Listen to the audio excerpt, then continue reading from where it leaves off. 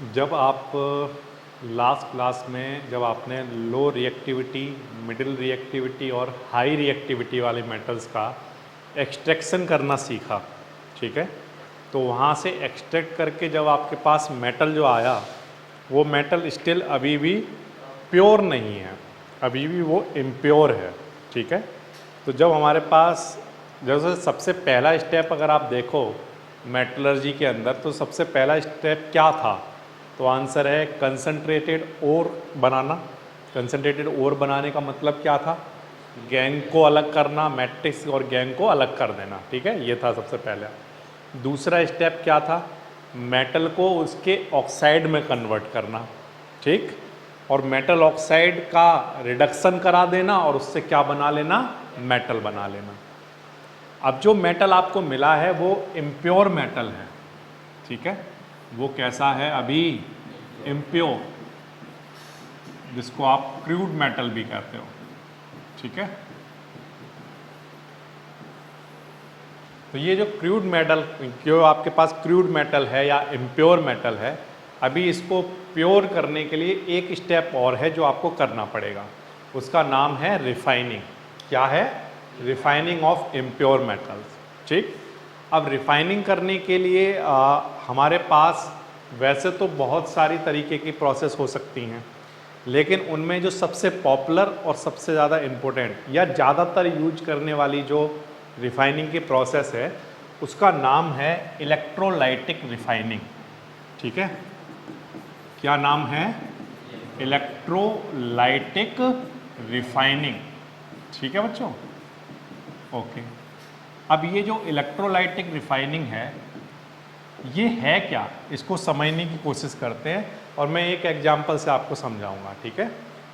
जैसे मान लो आपने किसी भी प्रोसेस के थ्रू क्या किया, सपोज करो कॉपर मेटल को एक्सट्रैक्ट कर लिया और आप अब उसको रिफाइन करना चाहते हो, तो इलेक्ट्रोलाइटिक रिफाइनिंग से कॉपर को कैसे रिफाइन कर सकते हैं उसको समझो ध्यान से, ठीक है। आप क्या करोगे?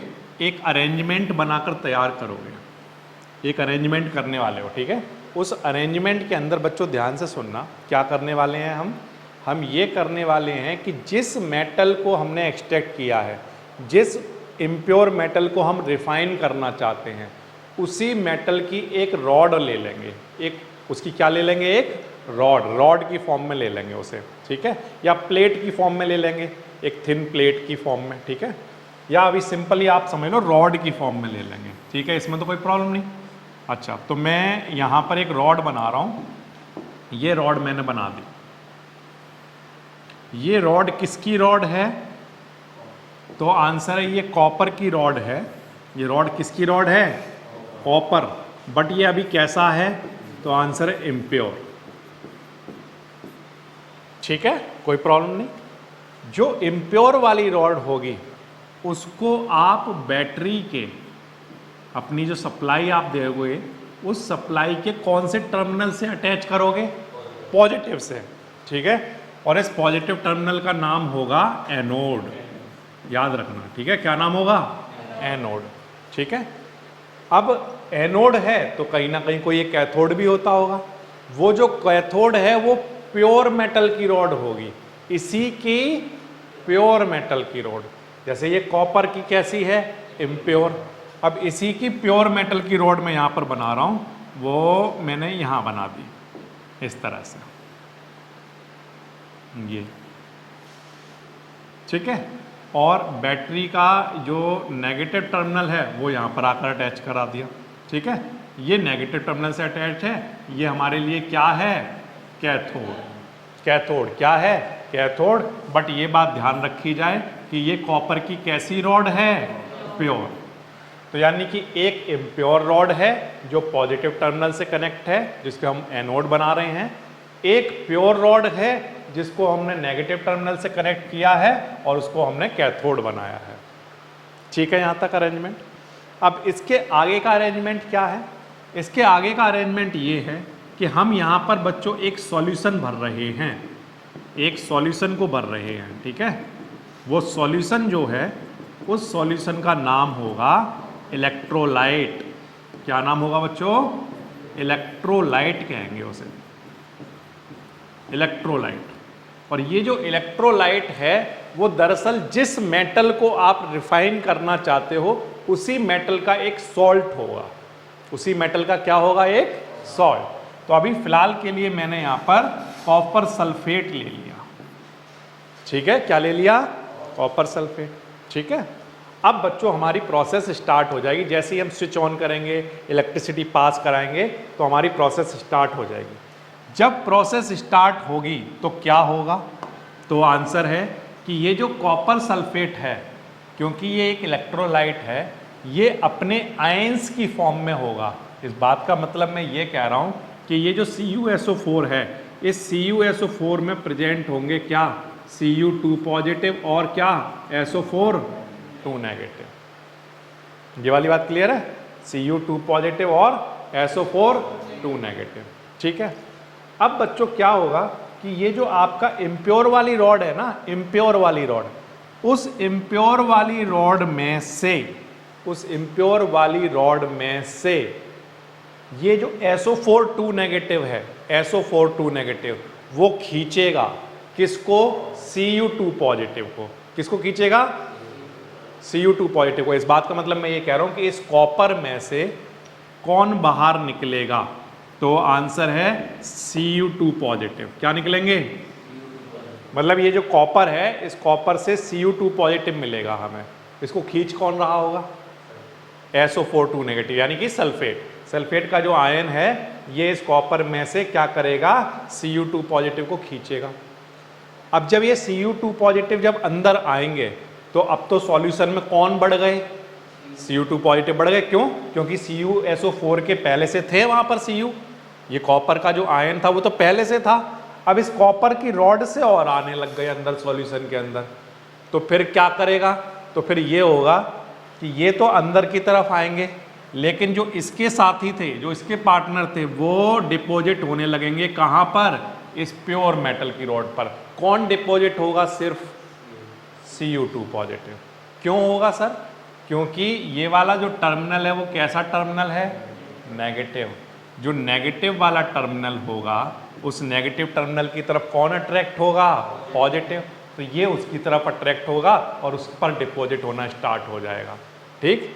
और ये वाली जो रॉड है, इस वाली रॉड से कॉपर अंदर की तरफ आएगा, मतलब हर बार Cu2 पॉजिटिव अंदर आया करेगा और हर बार ये वाला जो Cu2 पॉजिटिव है वो कहाँ पर डिपॉजिट हो जाया करेगा, कॉपर की रॉड पर। तो ये प्रोसेस बच्चों चलती रहेगी।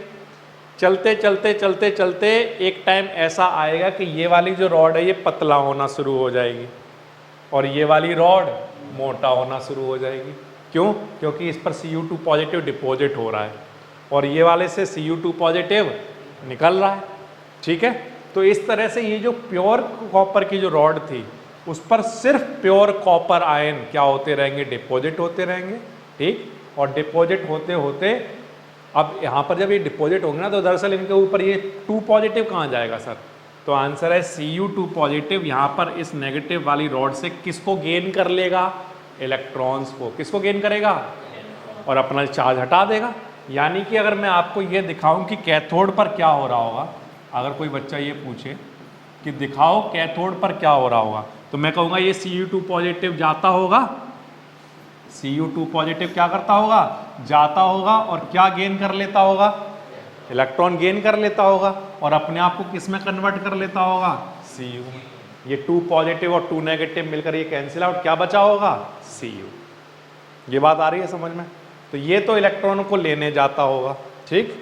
लेकिन इस जगह पर जब ये Cu2 पॉजिटिव बना होगा तो ये इलेक्ट्रॉन को क्या कर रहा होगा, लॉस कर रहा होगा, यहाँ से अपने आप में से इलेक्ट्रॉनों को निकाल रहा होगा। ये इलेक्ट्रॉन यहाँ से निकले और इधर आए और इनको किसने गेन किया, ठीक है। तो इसका मतलब ये जो इलेक्ट्रॉन निकलकर इधर आए हैं ये कहाँ से आए, तो आंसर किसने दिए हैं, वो Cu ने।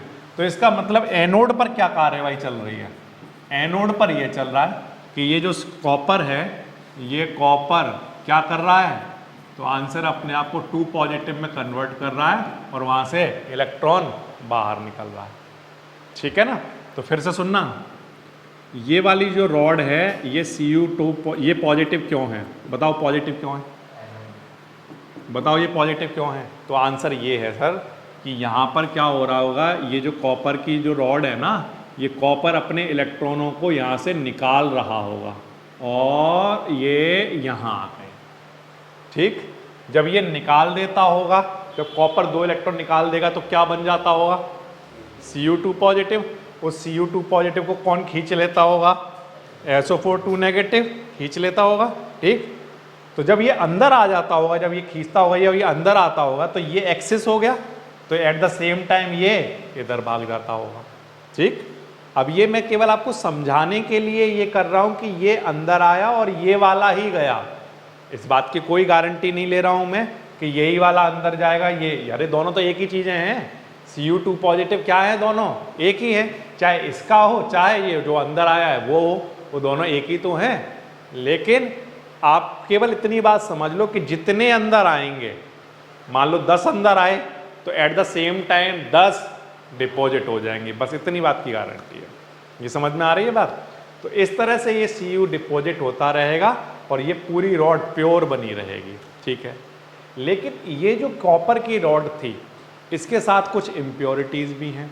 वो जो इम्प्योरिटीज़, ऐसी इम्प्योरिटीज़ जो इस सॉल्यूशन में डिजॉल्व हो सकती हैं वो तो डिजॉल्व हो जाएंगी, और जो डिजॉल्व नहीं हो सकती हैं वो यहाँ पर नीचे इकट्ठी हो जाएंगी। ठीक है, वो सब यहाँ पर इकट्ठी हो जाएंगी, इसी के नीचे, इस जगह पर ग्रेविटी की वजह से नीचे खिंच जाएंगे। जो सॉल्युबल नहीं है वो सब यहाँ इकट्ठी हो जाएंगी। इसको हम लोग बच्चों कहते हैं क्या, एनोड मड। एनोड का मड, ये एनोड से निकला हुआ मड है, इसलिए इसका क्या नाम है, एनोड मड। ठीक है, इस तरह से आप रिफाइनिंग की प्रोसेस कराकर इम्प्योर में से प्योर कॉपर डिपॉजिट कराते रहोगे। जो अदर इम्प्योरिटीज होंगी वो या तो नीचे बैठ जाएंगी या इस सॉल्यूशन में डिजॉल्व हो जाएंगी। ठीक है, इस तरह से फाइनली हमारे पास एक प्योर मेटल आ जाएगा। क्लियर। अगर हम पूरा मेटलर्जी को देखें तो बड़े आसानी समझा जा सकता है। क्या, देखो नेचर में हमारे पास मिनरल होते हैं। ठीक है, क्या होते हैं, उन मिनरल में से हम लोगों को सिर्फ किससे मतलब होता है, ओर से। ठीक है, अब जब हमारे पास ओर आ जाता है तो ओर का हम लोग क्या कराते हैं, कंसंट्रेशन। क्या करा लेते हैं, कंसंट्रेशन। कंसंट्रेशन मतलब गैंग को अलग हट कर देना। ठीक है, जितना कर सकते हो आप रिफाइनिंग, चाहे फ्लोटेशन से करो, मैग्नेटिक सेपरेशन, डिपेंड करता है कैसा नेचर है इम्प्योरिटी का, उसके बेसिस पर उसको हटा देना। ठीक है, फिर आपके पास एक रॉ मटेरियल बन के तैयार हो गया। अब उसमें से फिर जब आप आगे बढ़ते हो तो फिर वहाँ पर कैटेगरी आ जाती है तीन तरह की कैटेगरी आपको देखने को मिल जाएंगी। क्या क्या मिल जाएंगी, नंबर 1 पहले होते हैं लो रिएक्टिविटी वाले। कौन से वाले, लो रिएक्टिविटी वाले। फिर आ जाते हैं कौन से बच्चों, मिडिल रिएक्टिविटी वाले। और फिर आपके पास आ जाते हैं हाई रिएक्टिविटी वाले। ठीक है, ये अब जो लो रिएक्टिविटी वाले हैं, अगर आप अपने नोट्स को ध्यान से देखोगे तो लो रिएक्टिविटी वालों को हमने ऑक्साइड में कन्वर्ट करने के लिए कौन सी प्रोसेस का यूज किया था, तो आंसर है रोस्टिंग का। ठीक है, लो रिएक्टिविटी वालों के लिए हमने क्या किया था, रोस्टिंग का यूज किया था जनरली। ये वाली बात याद है ना। ठीक है, और फिर उसके बाद आप इलेक्ट्रोलाइटिक रिफाइनिंग करा दोगे, फिर डायरेक्टली कौन सा स्टेप आ जाएगा, इलेक्ट्रोलाइटिक रिफाइनिंग। ठीक है, तो ये आपको मेटल मिल जाएगा। अब आ जाओ मिडिल रिएक्टिविटी वालों पर। जब मिडिल रिएक्टिविटी वालों की बात करोगे तो वहाँ पर दो तरह से देखने को मिला था, या तो सल्फाइड अगर हो तो रोस्टिंग। ठीक है, सल्फाइड हो तो रोस्टिंग, और अगर कार्बोनेट हो तो कैल्सिनेशन। क्लियर है बात। ठीक, अब चाहे रोस्टिंग से कराओ चाहे कैल्सिनेशन से कराओ, दोनों प्रोसेस कराने के बाद हमें मेटल नहीं मिलते हैं, हमें क्या मिलते हैं, मेटल ऑक्साइड। उन मेटल ऑक्साइड्स का हम क्या कराते हैं, बोलो, रिडक्शन। ठीक है, अब रिडक्शन कराने के बाद हमारे पास मेटल आ गया, लेकिन अभी भी वो प्योर नहीं है, इम्प्योर है, तो उसके बाद फिर हम क्या करा देते हैं, बोलो बोलो, हाँ, इलेक्ट्रोलाइटिक रिफाइनिंग, इलेक्ट्रोलाइटिक रिफाइनिंग, ठीक है, ये हो गया। अच्छा, और इसके बाद हाईली रिएक्टिव मेटल के लिए अगर हम बात करें तो हाईली रिएक्टिव मेटल के लिए हम लोग क्या यूज करते हैं? बोलो बोलो। हाईली रिएक्टिव के लिए आपको एक प्रोसेस कराई थी इलेक्ट्रोलाइसिस वाली, याद करो, NaCl के लिए लिखवाया था। इलेक्ट्रोलाइसिस कराया या नहीं कराया आपको? लास्ट क्लास में हो चुका है NaCl वाला। तो हमने हाई वाले जो हैं उनके लिए भी हम लोग इलेक्ट्रोलाइसिस की प्रोसेस यूज करते हैं, ठीक है, इलेक्ट्रोलाइसिस कराने के बाद हमें मेटल मिल जाता है और फिर हम क्या कराते हैं, इलेक्ट्रोलाइटिक रिफाइनिंग।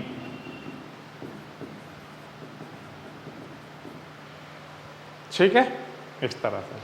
तो ये इस तरह से आपको याद रखना है। अब इनमें जो मोस्ट इम्पोर्टेंट वाले टर्म है वो क्या क्या हैं?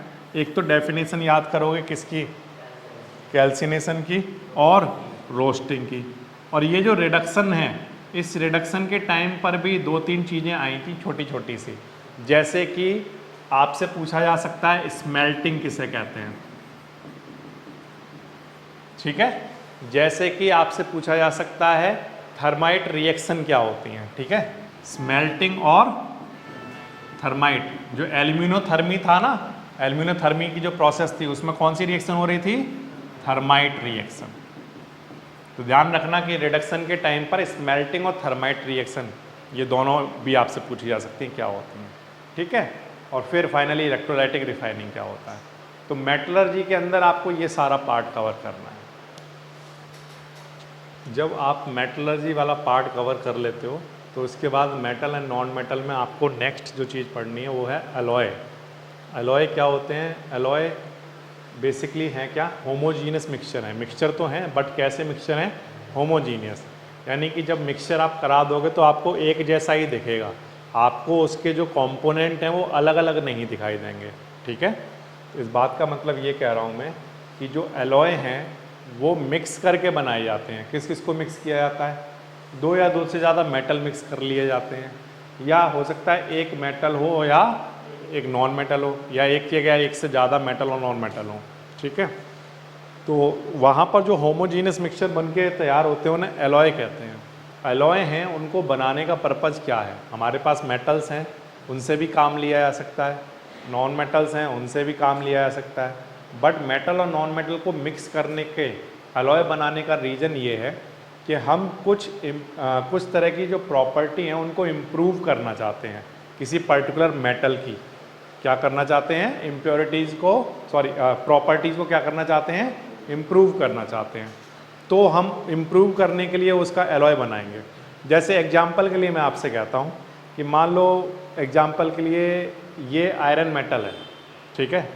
अब इस आयरन मेटल को सिर्फ एग्जांपल के लिए कह रहा हूँ कि मान लो 100 डेज के लिए अगर एयर में एक्सपोज कर दिया जाए इसको, तो ये कोरोजन आ जाता है, इसमें ये कोरोड हो जाता है, ठीक है। अब अगर हम चाहते हैं कि ये कोरोड ना हो तो हम क्या करेंगे, इस आयरन के साथ कुछ ना कुछ ही तरह का कोई मेटल या नॉन मेटल इसके साथ मिला देंगे, मिक्स कर देंगे, और मिक्स करके रहेगा वो आयरन ही है, क्या आयरन ही है, बस थोड़ा सा कुछ मिक्स कर दिया इसके में। मिक्स करने पर हम ये देख रहे हैं कि अब ये एयर से उतनी तेज़ी से रिएक्ट नहीं कर रहा जितना पहले कर रहा था। तो अगर ये उतनी तेज़ी से रिएक्ट नहीं करेगा तो ये तेज़ी से कोरोड नहीं होगा, इसका कोरोजन उतना तेज़ी से नहीं होगा। ये बात समझ आ रही है? अच्छा, दूसरी बात, मान लो ये मेरे पास कोई एक मेटल है और मेटल को मैं मेल्ट करना चाहता हूँ, मेटल को मैं मेल्ट करना चाहता हूँ, मुझे ज़रूरत है मोल्टेन मेटल की, ठीक है। अब मैं मेल्ट करता हूँ तो 4000, 5000, 7000 ऐसे कुछ मुझे टेम्परेचर की ज़रूरत होती है इसे मेल्ट करने के लिए। बहुत ज़्यादा हाई टेम्परेचर पर जाकर ये मेल्ट होता है, लेकिन मैं चाहता हूँ कि नहीं, ऐसा ना हो। तो मैंने एक तरीका बनाया कि इस मेटल के साथ थोड़ा सा कुछ मिक्स कर दिया जाए, ठीक है। और जैसे ही मैंने मिक्स किया, तो सिर्फ एग्जांपल के लिए कह रहा हूँ कि मान लो ये एक मेटल है और इसको अगर हम मेल्ट करते तो ये 5000 डिग्री सेल्सियस पर मेल्ट होता, ठीक है, एग्जाम्पल के लिए। और मैंने मान लो इसमें कुछ मिला दिया अपनी तरफ से, कोई दूसरा मेटल या नॉन मेटल। अब मैंने ये देखा कि अब ये 3000 डिग्री सेल्सियस पर ही मेल्ट हो गया, तो अब मुझे बेनिफिट हुआ, मुझे अपने टेम्परेचर को 5000 तक ले जाने की ज़रूरत नहीं है।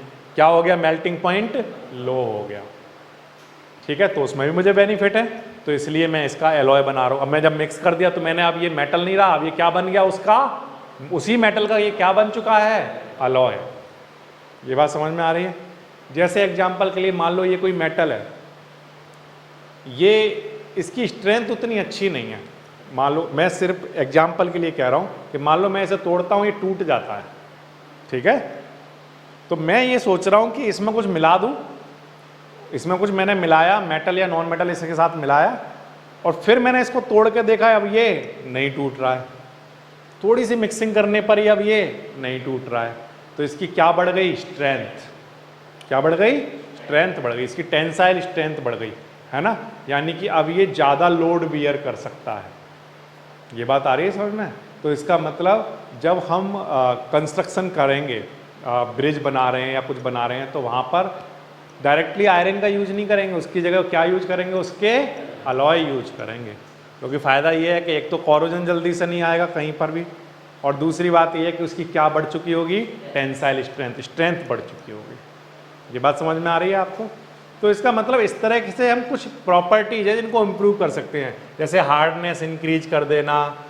अब कई जगह पर ऐसा होता है कि हमें इलेक्ट्रिकल कंडक्टिविटी को रिड्यूस करना है, बहुत ज़्यादा इलेक्ट्रिकल कंडक्टिविटी है और उसको हमें क्या करना है, रिड्यूस करना है, तो हम कुछ मिक्स कर दें।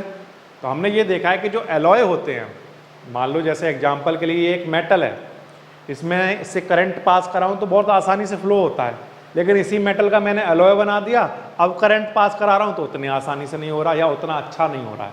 तो इसका मतलब ये है कि जो एलॉय होते हैं ना, वो लेस कंडक्टिविटी रखते हैं in comparison to their parent atom, parent metal, sorry, ठीक है। जैसे मान लो आयरन है, और आयरन का जो एलॉय है, अगर मैं आपसे पूछूं कौन ज़्यादा अच्छे से कंडक्टिविटी दिखाएगा, तो आंसर है आयरन, उसका एलॉय नहीं आयरन। ये बात आ रही है समझ में। तो अगर मुझे कभी भी इलेक्ट्रिकल कंडक्टिविटी को रिड्यूस करना हो तो मैं क्या बना दूंगा, उसका एलॉय बना दूंगा। तो कुछ प्रॉपर्टी हैं जो आप इन्हेंस कर सकते हो, इम्प्रूव कर सकते हो, तो इसलिए हम मेटल्स से उनके एलॉय बना लेते हैं। कुछ एलॉय के नाम मैंने यहाँ पर लिखे हुए हैं सिर्फ आपको समझाने के लिए, तो और इम्पोर्टेंट भी हैं, ये आपको याद भी रखने हैं, ठीक है। जैसे जो स्टील है, वो स्टील क्या है, तो आंसर है आयरन एंड कार्बन का मिक्सचर है, ठीक है। अब आपने आयरन को तो कॉरोड होते हुए देखा है, लेकिन स्टील को नहीं देखा होगा, है ना। स्टील कभी कॉरोड होती है, नहीं होती है। तो क्या इसका क्या तरीका है कि हमने आयरन में कितना, मात्र 0.05% कार्बन मिलाया, सिर्फ इतना मिला देने से वो क्या बन गया है, स्टील, और उसकी बहुत सारी प्रॉपर्टी इनहेंस हो गई हैं, इम्प्रूव हो गई है, ठीक है। इसी तरह से बच्चों, जैसे ब्रास की अगर हम बात करें तो वो कॉपर और जिंक का मिक्सचर होता है 80 और 20% में। ब्रॉन्ज जो होता है वो कॉपर और टिन का मिक्सचर है, जिसमें कॉपर 90% है और टिन 10% है।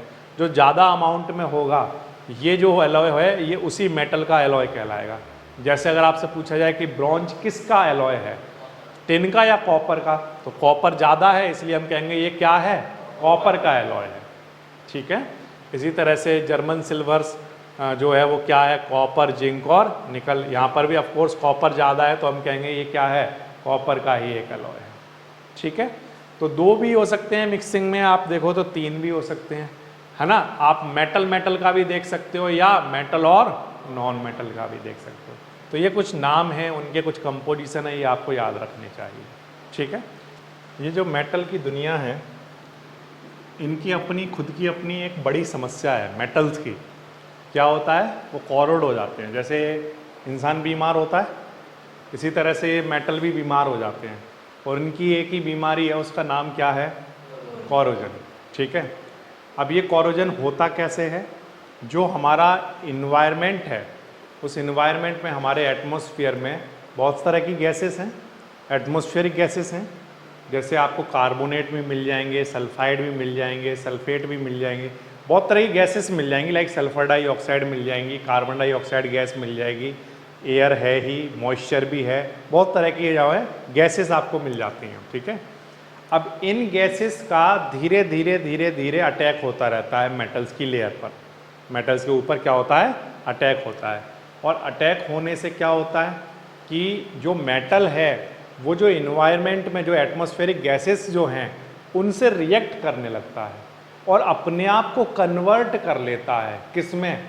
हो सकता है एयर से रिएक्ट करके अपने आप को मेटल ऑक्साइड में कन्वर्ट कर ले, या मेटल कार्बोनेट में कन्वर्ट कर ले, या मेटल सल्फाइड में कन्वर्ट कर ले, है ना। तो अब वो मेटल तो नहीं रहा, वो कुछ और बन चुका है। मेटल नहीं रहा, क्या बन चुका है? मेटल ऑक्साइड, या क्या बन गया? मेटल कार्बोनेट या मेटल सल्फाइड। तो जो एटमॉस्फेरिक गैसेस हैं उनके अटैक होने की वजह से मेटल का मेटल ना रहना और कुछ और बन जाना क्या कहलाता है? उस मेटल का क्या हो गया है? कोरोजन। वो खुद करना नहीं चाहता था, लेकिन हुआ ये कि उसमें इन्वायरमेंटल गैसेस ने उस पर अटैक कर दिया, तो अब उसको बनना पड़ा। इसीलिए हम कह रहे हैं कि वो उसके लिए एक बीमारी की तरह काम कर रहा है, वो उसे खा रहा है, उसे ख़त्म कर रहा है धीरे धीरे, उसे हम कहते हैं क्या? कोरोजन, ठीक है। अब जैसे एग्जाम्पल के लिए मैं आपके सामने एक एग्जाम्पल रखता हूँ। जैसे जो आयरन है ना, आयरन को अगर आप एक लंबे टाइम तक एटमॉस्फेरिक गैसेस के कांटेक्ट में रखोगे तो उन एटमॉस्फेरिक गैसेस के अंदर कुछ तो ऑक्सीजन होगी, ठीक है, ऑक्सीजन मिल जाएगी, और कुछ मॉइस्चर भी रहा होगा, वाटर पार्टिकल भी होंगे। तो ये वाला जो पार्ट है आपका, ये आपको एयर में से मिल जाएगा, फ्रॉम एयर। अब इस वाले पार्ट से जब हमारा आयरन जो है वो रिएक्ट करेगा तो अपने आप को क्या करेगा? ऑक्साइड में कन्वर्ट कर लेगा, ठीक है। और साथ में आप देख रहे हो यहाँ पर मॉइस्चर के मॉलिक्यूल भी इसके साथ अटैच्ड हैं, तो हम कहेंगे ये क्या है? Hydrated ferric oxide. क्या है ये? हाइड्रेटेड फेरिक ऑक्साइड है, ठीक है। अब जो हमारा आयरन पहले सिल्वर ग्रे कलर का हुआ करता था, सिल्वर ग्रे कलर का, अब वो कैसा दिखने लग गया है? ब्राउन। कैसा हो गया? ब्राउन, उसका कलर चेंज हो गया, ठीक। तो हम ये जो कंपाउंड बन के तैयार हुआ है इसी को हम लोग क्या कहते हैं? रस्ट। ये क्या है? रस्ट है। और इस प्रोसेस का नाम क्या होता है? Rusting of iron. क्या होता है? रस्टिंग ऑफ आयरन, ठीक है। तो आयरन का कोरोजन इस तरह से होता है कि नेचर से जब ऑक्सीजन और मॉइस्चर के कांटेक्ट में वो आता है, एटमॉस्फेरिक गैसेस के कांटेक्ट में आता है, तो उसमें से एयर में से वो क्या क्या किससे रिएक्ट करता है? ऑक्सीजन और मॉइस्चर। इनसे जब वो रिएक्ट करता है तो अपने आप को हाइड्रेटेड ऑक्साइड में कन्वर्ट कर लेता है, और उस टाइम वो ब्राउन कलर का हो चुका होता है और हम कहेंगे वो कोरोड हो गया, ठीक है। इसी तरह से अगर आप कॉपर की बात करोगे, सिर्फ आयरन ही नहीं, कॉपर भी इसी तरह की कुछ काम करता है कि उसको एयर में से, फ्रॉम एयर में से जो एटमॉस्फेरिक गैसेस हैं उनमें से कार्बन डाइऑक्साइड, ऑक्सीजन, मॉइस्चर, ये सब मिल ही जाता है। तो जब कॉपर इनसे रिएक्ट करता है, जब हमारा जो कॉपर है वो इनसे रिएक्ट करता है, तो बच्चों क्या होगा? वो बेसिक कॉपर कार्बोनेट बना लेगा। पहले वो कैसा था? कॉपर। अब वो क्या बना लेता है? बेसिक कॉपर कार्बोनेट में कन्वर्ट हो जाता है, बेसिक कॉपर कार्बोनेट, ठीक है। बेसिक टर्म इसके लिए यूज किया जाएगा, और ये क्या है? कॉपर कार्बोनेट, ठीक है। बेसिक कॉपर कार्बोनेट में कन्वर्ट हो जाता है, ठीक है। अब जो चीज़ पहले ब्राउन कलर की थी, अब वो कैसे कलर की दिखने लग गई? ग्रीन कलर की। आपने कभी कोई कॉपर का यूटेंसाइल देखा हो तो उसमें भी आपने देखा होगा, पानी भर के रखते हैं, कई दिनों बाद आपने देखोगे तो वहाँ पर ग्रीन ग्रीन आ जाता है ना, ग्रीन कलर का आपको दिखाई देता है। तो वो ग्रीन कलर क्या है? बेसिक कॉपर कार्बोनेट, ठीक। इसके अलावा बच्चों अगर आप देखोगे तो सिल्वर भी ऐसा ही करता है। सिल्वर की ज्वेलरी बनती है, सिल्वर की ज्वेलरी में भी आपने देखा हो कुछ दिनों बाद उनकी चमक चली जाती है, वो ब्लैक हो जाती हैं, है ना। ब्लैक कहते हैं ना कि हमारा जो चांदी का जो ज्वेलरी है वो क्या हो गया? ब्लैक हो गया है ना। क्यों हो जाता है? तो वो भी ये करता है कि जो एयर से हमें जो हाइड्रोजन सल्फाइड गैस मिलती है उससे सिल्वर क्या करता है? रिएक्ट करता है और अपने आप को सिल्वर सल्फाइड में कन्वर्ट कर लेता है। ये जो सिल्वर सल्फाइड है ये ब्लैक कलर का होता है, ठीक है ना। तो ये अपने कलर को चेंज कर लेता है। जो चीज़ पहले सिल्वर, ऑफकोर्स सिल्वर कलर की है, ऑफकोर्स ये सिल्वर ही है, वो सिल्वर से कैसी हो रही है, ब्लैक कलर की हो रही है। तो हम कहेंगे इसका भी क्या हो गया, कोरोजन, क्योंकि ये सिल्वर नहीं रहा, अब ये क्या बन चुका, सिल्वर सल्फाइड। क्या बन चुका, ये अब कॉपर नहीं रहा, ये क्या बन चुका, बेसिक कॉपर कार्बोनेट। ये आयरन नहीं रहा, अब ये क्या बन चुका, हाइड्रेटेड फेरिक ऑक्साइड। तो ये कुछ एग्जाम्पल हैं जो कि दिखाते हैं कि कोरोजन यहाँ पर हो रहा है, ठीक है। अब कोरोजन के होने के लिए कुछ शर्तें हैं, कुछ नियम कानून है। ऐसा नहीं है कि हवा में कोरोजन करा दोगे कहीं पर भी कोरोजन हो जाएगा। उसकी नियम कानून ये हैं कि कोरोजन कराने के लिए मस्ट कंडीशन ये है कि वहाँ पर वाटर भी प्रेजेंट होना चाहिए और ऑक्सीजन भी प्रेजेंट होना चाहिए। वाटर और एयर दोनों होना चाहिए, ये बात ध्यान रखना। वाटर भी होना चाहिए, मतलब वाटर मतलब मैं वाटर जब मैं कह रहा हूँ तो आप सोचना मॉइस्चर कह रहा हूँ मैं। मॉइस्चर भी होना चाहिए और ऑक्सीजन भी होना चाहिए। इस बात का क्या मतलब है, इस बात का मतलब ये है कि हमने एक एक्सपेरिमेंट किया, ठीक है। हमने एक एक्सपेरिमेंट किया। क्या एक्सपेरिमेंट किया कि हमने मान लो 3 टेस्ट ट्यूब ली, 3 टेस्ट ट्यूब, ठीक है। और इन तीनों टेस्ट ट्यूब की खास बात यह है कि इसमें सिर्फ वाटर है, इसमें सिर्फ ऑक्सीजन है, ठीक है। इसमें सिर्फ क्या है, ऑक्सीजन है, और इसमें वाटर और ऑक्सीजन दोनों हैं, वाटर एंड ऑक्सीजन दोनों हैं, ठीक है। अब इसमें हमने आयरन नेल को रखा, इसमें भी हमने आयरन नेल को रखा, इसमें भी हमने आयरन नेल को रखा, ठीक है। अब बच्चों हम ये सोच रहे थे कि आयरन तो जैसे ही वाटर के कांटेक्ट में आएगा कोरोड हो जाएगा। हम ये सोच रहे थे कि जैसे ही आयरन ऑक्सीजन के कांटेक्ट में आएगा कोरोड हो जाएगा। और जब हमने 1 वीक बाद देखा तो हमने ये पाया कि जो आयरन की नेल थी वो सिर्फ अगर वाटर में डाल दिया जाए तो वो कोरोड नहीं होती, सिर्फ एयर के कांटेक्ट में रख दिया जाए, वाटर ना हो वहाँ पर, किसी भी तरह का कोई मॉइस्चर ना हो, तब भी वहाँ पर वो कोरोड नहीं होती है। लेकिन जब मॉइस्चर और एयर दोनों होंगे तब हमने देखा कि वो क्या हो जाती है, कोरोड हो जाती है। तो इसका मतलब ए और बी के केस में नहीं हुई और सी के केस में हो गई। इसका मतलब कोरोड होने के लिए मॉइस्चर का होना और ऑक्सीजन का होना, दोनों का होना जरूरी है। एयर और मॉइस्चर दोनों होने चाहिए, ठीक है। ये वाली बात समझ में आती है। अच्छा, ये तो हो गई कंडीशन कि कब कब होगा और कब कब नहीं होगा। अब इसके अलावा एक और चीज़ है कि अगर हम कोरोजन को प्रिवेंट करना चाहें तो कैसे कर सकते हैं। ये आपको छोटी क्लासों से पढ़ाया जा सकता है, पढ़ाया जा रहा है ना। जैसे क्या कर सकते हैं, पेंट कर दो उनके ऊपर, पेंट कर देते हो ना तो उसको बचाया जा सकता है। ग्रीसिंग कर दो, ऑयलिंग कर दो, है ना। या गैल्वेनाइजेशन में आपने पढ़ा होगा जिसमें जिंक की कोटिंग कर दो उसके ऊपर, है ना। तो ये सब कुछ प्रिवेंशन के मेथड हैं कोरोजन के। अलॉय बना दो, क्या यूज करो, अलॉय यूज करो। क्यों यूज करते हो मेटल को, सीधा सीधा क्या यूज करो, उनके अलॉय, उनको अलॉय बना दो। तो ये प्रिवेंट, इस तरह से आप प्रिवेंट भी कर सकते हो उन्हें, ठीक है। तो ये हो गई बच्चों कोरोजन की डेफिनेशन। और ये कुछ केमिकल रिएक्शन है आपके सामने, ये डेफिनेशन हो गई। और ये कुछ केमिकल रिएक्शन है जो दिखाती हैं कि कोरोजन किस तरह से हो रहा है। और ये वाला एक छोटा सा अगर आप एक्सपेरिमेंट करके देखना चाहते हो तो करके देख सकते हो, जिसमें आपको हमेशा ये मिलेगा कि वाटर और मॉइस्चर और ऑक्सीजन दोनों होना मस्ट है कोरोजन के लिए, ठीक है। ये वाली बात क्लियर है। कोई भी सपना साकार करने के लिए सबसे जरूरी है सही कोच का होना। चुनिए GS क्लासेस को और करें अपने बोर्ड एंड JEE का सपना साकार। Download the app now.